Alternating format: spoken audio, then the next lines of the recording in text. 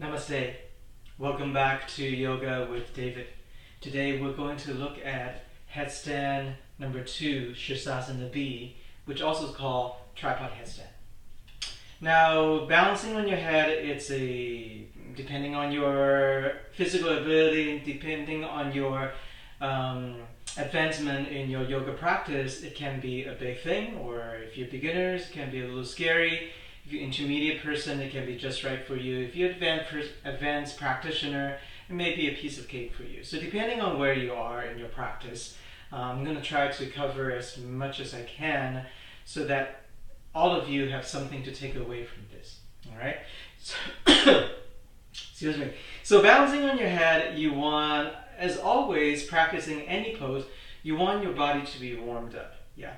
We're not going to go through any of the warm-up, but a few parts of the body you want to focus on. Upper body strength. Yeah, you want to warm up your arms, your shoulders, your upper body, your neck. So make sure that you warm up your neck. If you have any neck injuries, skip this pose. There are many other poses to practice with.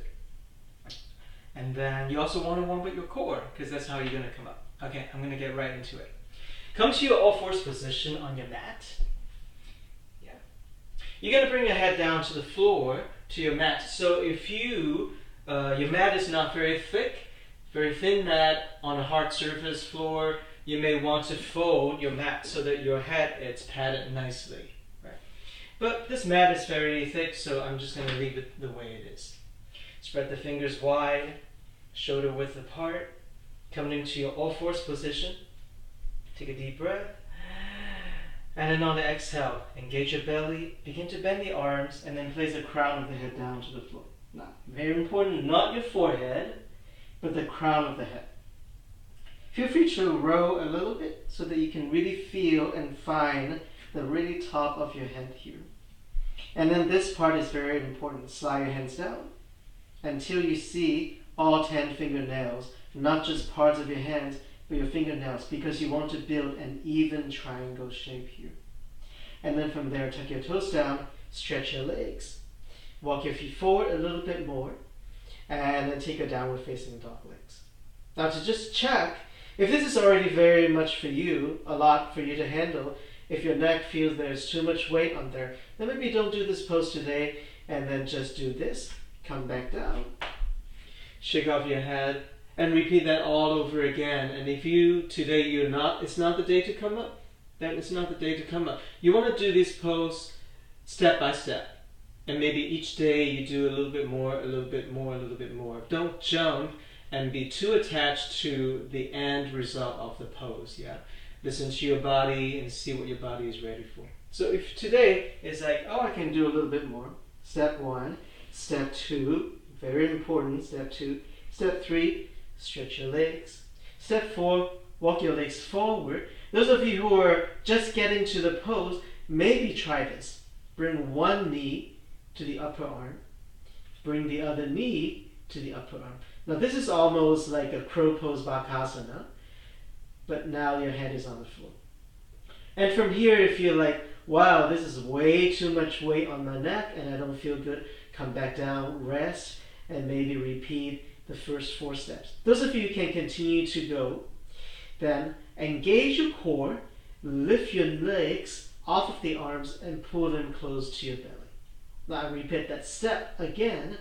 Your instinct will want you to do this. Stretch one leg and then try to kick the other leg up. If you do that, then you may lean over to the side and then fall off of your mat.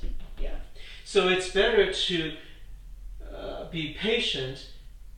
Use your core, pull both thighs into your belly, and then slowly stretch both legs instead of stretching one leg and then adding the other leg. Yeah. So I repeat all of that. This is step 4. Alright. Step 5, use your core, thighs to your belly. Press your hands down to the floor, and then slowly build to your full pose, stretching your legs. Yeah. It's important to feel that your arms are definitely working so that not all the weight's in your head. Yeah. Depending on your body, depending on your practice, You want to be 50% weight on the head and 50% weight on the arms and your upper body. Stay there as long as you want to, up to 3 minutes maybe. And then when you come down, see if you can retrograde all of those steps, the steps that you took to go up. Come back down, maybe bring your knees back down.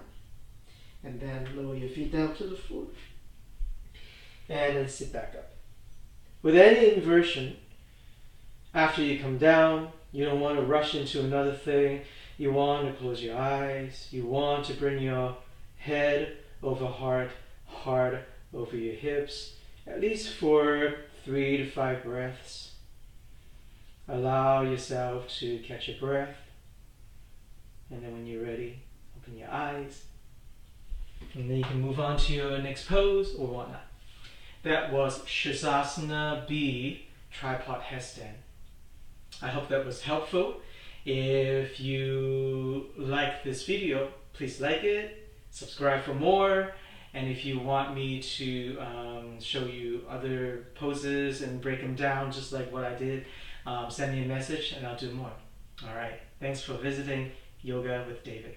Namaste.